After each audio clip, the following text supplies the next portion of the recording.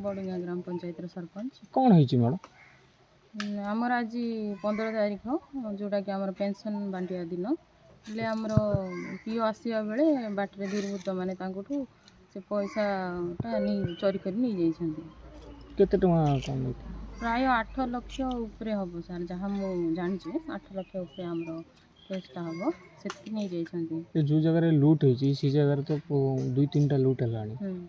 कौन कहे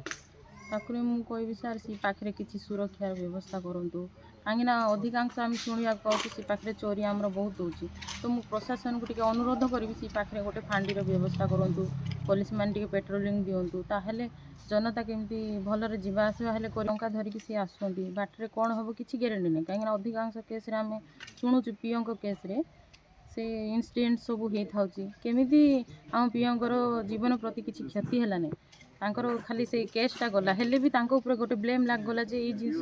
तांको द्वारा हैला बोली गोटे आम कहबू केमती तांको सेफ्टी रे केमती आनिक आम पंचायत रे पहुंचा सेटा आमे 6 लोक जगिथिले मु जेतबळे आगो पटु आछिली मते धोखा देले मो रास्ता तळकु पळेली आ सेठु मते छुरा देखै कि बैगटा झिकी गिरी लूट करी पळेले आज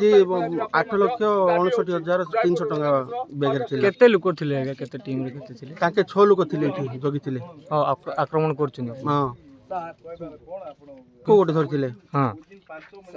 पळेली तळे पड़ी गली से दौड़ी आसी मोर अटैक करी बैगटा